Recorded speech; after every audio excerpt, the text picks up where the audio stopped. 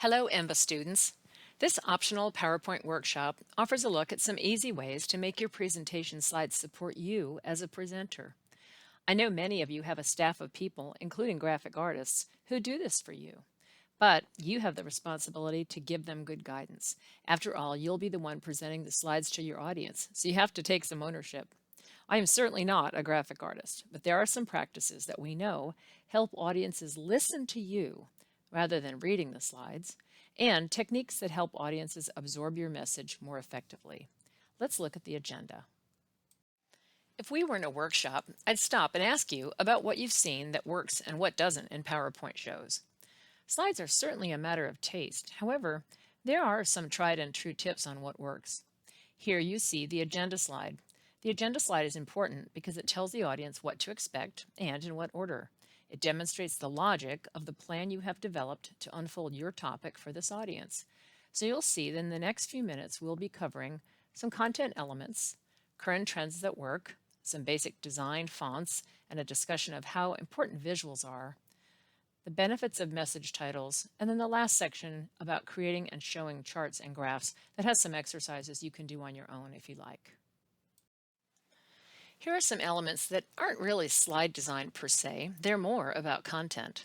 First, you've learned that your communication strategy dictates that you choose a medium, writing, speaking, etc., based on your goal. Your goal in a presentation is probably to have the audience listen to and watch you, not read your slides, so you need to develop something that supports you. If you have too much content on the slides, the audience will default to reading the slides and they won't pay any attention to you. But if they could just read the slides, why did you even bother getting out of bed? If you have someone who's missed a presentation, go ahead and send the slides, but ask them to read the notes pages, which is where any detail should be. Don't make a slide deck do two jobs. There should be one deck that supports you as a speaker, and the notes pages go to anyone else who couldn't attend.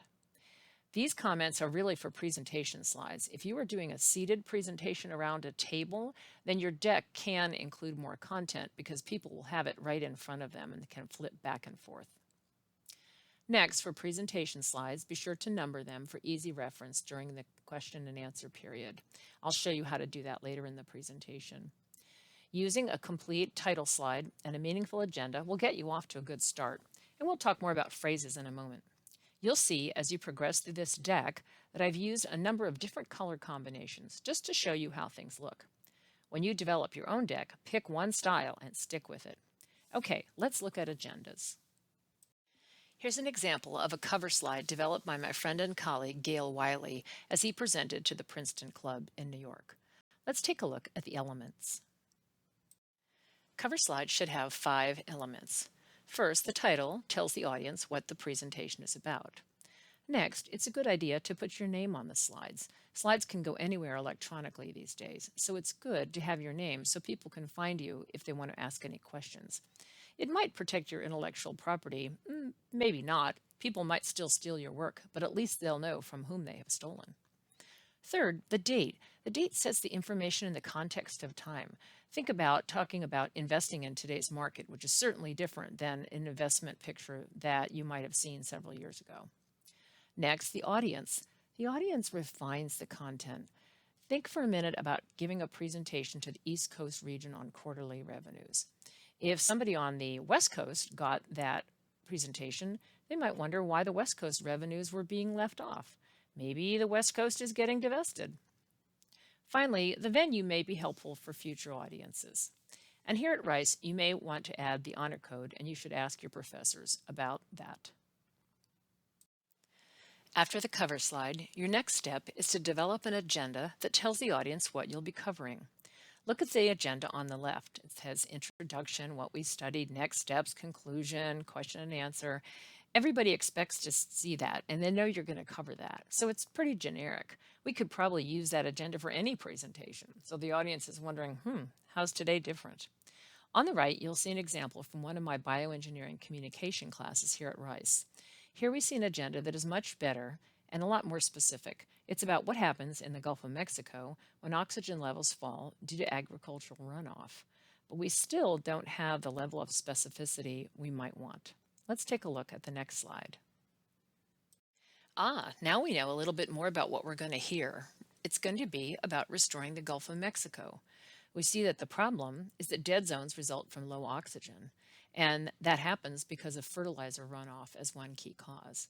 Then we know that dead zones will harm our ecosystem, but that sustainable farming may help. Now, there's some really different approaches here. These two agenda slides show the difference between topic statements on the left and more explicit phrasing, which tells more on the right. Both styles are acceptable in business settings. Mary Munter's book advocates the style on the right, but there are pros and cons to each style. The topical style you see on the left is easier to process at a glance, but the lines don't provide as much information. The style on the right requires a degree more processing, since there are more words, but it's more satisfying because the ideas are so clearly expressed.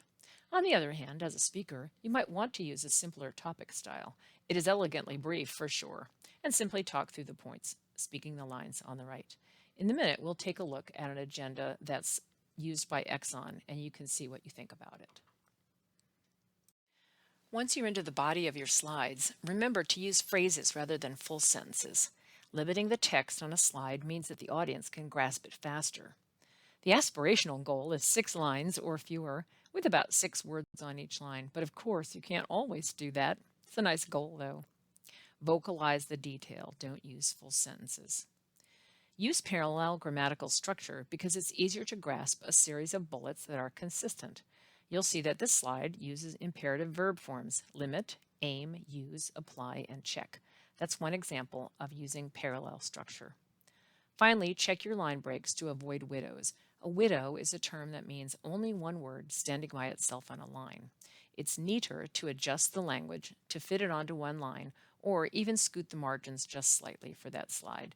That will make your slide look tailored. Let's take a look at some of the design choices and trends that we're seeing in both big industry and some smaller startups. I just picked a couple of slides here, and you can look at what your company is doing as well. Here's a slide used by Exxon for a keynote speech given by Darren Woods at an energy conference in 2019. You can see that this agenda slide is pretty clean. It's only got 4 elements on it. They've got a nice clean typeface there. They've got a light background with dark font, and we'll talk more about that in a minute.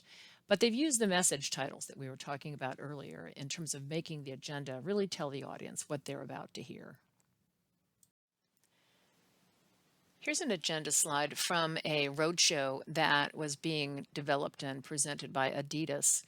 And you can see that they've got the categories of credibility, experience, and sustainability that they're going to be talking about. But it's a much more graphic approach than we saw in the Exxon slide. Here's a slide I pulled from a pitch deck of a biotech startup called Arsenal. And you can see that they've got a dark background and some light text, a really interesting graphic element of the DNA strand, and a couple of sentences on there. It's pretty clean.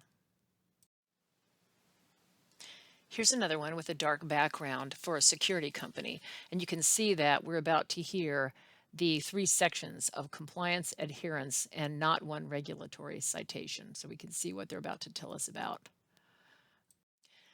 I like this one because it's part of a trend of using a huge graphic on the front and just a couple of short words that send the key message. Your job is to cover executive risk flawlessly, and we are here to help you do that. So you can see that there's certainly not one right way to design slides, but there have been some basic design concepts that work. Let's take a look. In the next few slides, we'll cover tips on slide masters, basic design, color options, how to reduce your text, and why message titles are important to the audience. If you've ever worked with a group only to find one member struggling at midnight to put everyone's work together, it's probably because you aren't sharing the master slide. On PowerPoint, look in the View box and then click on Slide Master. You'll be able to see the master slide, which dictates your whole show. Make a change on the master and it applies to all slides in the deck. Here's where you set standard fonts and spacing so you don't have to do that on every slide. And here is where to put in the slide number. It'll automatically adjust even if you add or take away a slide later on. In a team presentation, if everyone is using the same master, your midnight task should go more quickly. This slide shows some basic guidelines for a standard business presentation. For a special audience or event, you might find that other choices of backgrounds, fonts, or graphics animation is a lot more appropriate. For example, a presentation to a high-energy sales group might dictate the use of really bright white background and elaborate flash animation. But remember, just because you can animate does not mean you should. Keep your purpose and your audience in mind. Slides must be high contrast to be visible in a big room. Use a dark background with a light font or a light background with black or dark font. This convention has been changing, but the bright white background can be hard on the eyes. Last year, I asked my entrepreneurial communications class which slides they preferred, and the majority of people preferred the darker background, especially on Zoom. The size of a font will also depend on the room size and how far away people are from the screen. But see the guidelines above. The rules here are guidelines only. The exact choices should be made on a case-by-case basis, depending on your audience and your room. The last slide mentioned sans serif. What's that? Well, sans is the Latin word for without. Well, so what's the serif? It's that little doohickey thing, that little tail that hangs off the ends of the letters in some fonts. Most designers recommend a sans serif font for slides because it's easier to process from a distance than fonts that use serifs. Some designers like serif fonts because they are different, but if you're using them, it becomes even more important to limit the number of words on the slide. The next few slides show a sample that an executive MBA student brought to class and some changes we made on the spot to make the slides a little bit more readable. See what you think. Here's the first slide. You can see that there's a lot on there, a lot of information, and the font chosen was Times New Roman 24 point, and it was not a bold font. Let's make a change and see what happens. Here, all I did was to go from the Times New Roman to a sans serif font. The one I chose was Arial. This is the same size, and it's also not bold. This time I changed the background to a dark background with light text. There's still an awful lot on here, but depending on what kind of room you're in and how you're looking at this, it might be a little bit easier to read. Here, I've changed the background to dark blue, so it's not that different, but what I really did was to line edit it. So we still have the same content that was on the previous slide. There are just fewer words. The other thing that I did was to put together the additional costs that were the last two bullets on the previous slide so that we have just one bullet that has two ideas about what additional costs got approved. Now that we've talked about some basic design concepts for word slides, and I've shown you one way to edit the lines to reduce the text on a slide, let's turn to more visual slides. The sentence I just said is one example of what's called a look back, look forward transition sentence. It reminds the audience of what they just heard and tells them what comes next. A look back, look forward transition sentence is particularly helpful in a team presentation as you transition from one team member to the next. Let's see how visuals can be used to make a text-heavy slide into a graphic that sends the same message, but in a more compelling and interesting way. As a presenter, you have several options. You could use a word slide. This one is about the effectiveness, or lack thereof, of presenting to bullets. You could read that slide. Or you could use a fun graphic to make the point and just tell the audience the key ideas. Which do you think would be more interesting and memorable for your audience? Let's look at another example of turning a word slide into a graphic. Notice that the title of this slide is a topic. It's not bad, but it could say more. Let's see what happens when we add a message title and turn the bullets into a graphic instead. Here we've added a message title at the top that tells what this slide is about, the idea that 70% of sub-Saharan population lacks access to electricity. And then we can see from the pie chart on the left, as it is now, over to the pie chart on the right, as the situation could be with only a $300 billion investment. This slide is much more compelling to me. In addition to the graphic changes I showed you on the last slide, we also looked at the difference between the topic title, Electrifying Africa, and the message title that told us that 70% of sub-Saharan population lacked access to electricity. Let's take a little bit more of a look at why message titles like this can be so beneficial. The biggest benefit of using a message title is that it tells the audience the main point rather than simply announcing the topic. The message title tells the audience what you want them to understand or take away from the slide. And since the audience now knows where you're going, they can process the meaning faster and it's more persuasive. Let's take a look at a couple more examples. Here are three easy examples. University ranking is a topic. It doesn't tell what about the university rankings. On the right, we see that University B ranks second. Similarly, use of materials is another topic, but to make it a message, we need to tell us what about it. We can learn that product C uses less graphite. The third one, sales over time. What about sales over time? Sales over time is just a topic, but it's pretty important to know if sales declined in March. Okay, we've talked about word slides and visuals, but charts and graphs play a huge role in business presentations.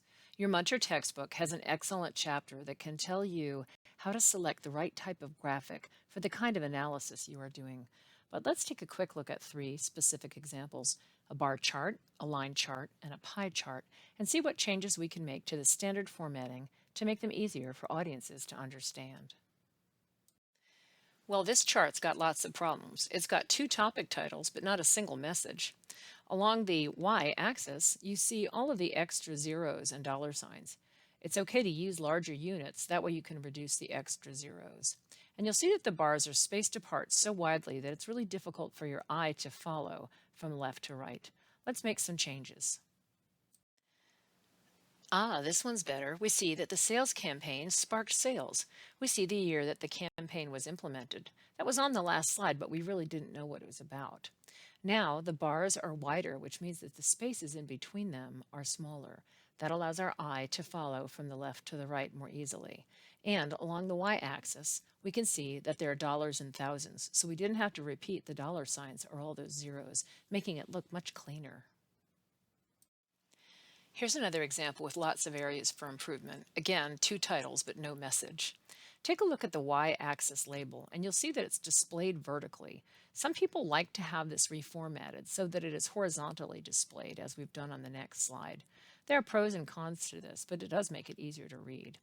Notice that using the legend outside of the graph, which is the default when you insert a graph onto a slide, makes the viewer take his or her eye back and forth from the legend to the graph. Why not just label the lines? In this version, the trend lines are much easier to identify because we've used a simple text box to label them instead of the legend. And note the message title. It makes it easier to understand the point of the graph, doesn't it? The bar and the line charts we've looked at so far show trends over time. When you want to show parts of a whole, you might choose a pie chart. On the next slide, you'll see that pie charts also benefit from removing the legend and labeling the pieces. In this improved version, the audience sees the market share for each firm without having to look at a legend. There's also a message title. Note that the company with the largest market share, and thus the biggest piece of pie, is positioned at the top of the circle and proceeds clockwise around the circle. The other companies are situated in descending order of revenues. Here, ask yourself if the decimal points are really needed to make your point. If they aren't, you should omit them. Also, notice that we have grouped other together in one pie piece. Unless your purpose is to show that a market is fragmented, you should group together smaller items so you only have about 5 to 8 pieces in your pie chart. I love this graphic because she can't even read her own slides. So, how to show charts and graphs? Make them visible, simplify them, and label them the way we've discussed. Set the context for your audience, use a message title, and walk the audience through axes. Remember, they have never seen your slide before, so you need to walk them through it so that they know what you want them to learn. The next few slides don't have any more narration. It's an opportunity for you to try what we've talked about. Take a look at the data and decide what you would want the audience to take away. Write a message title that tells the message. Think about any design changes you would suggest that would simplify the graph. Then try to present the slides out loud. Start by stating your message title, then explain the axes and point out the data trends you want the audience to observe. The last slide has additional resources listed, and you can find more resources on the Canvas site. If you have any questions about specific PowerPoint software, you can, of course, Google how to do something. This presentation has covered some content for effective slides as well as some basic design concepts. But as always, let your purpose and audience dictate your messages and design choices. I look forward to seeing you in class again soon. Thanks.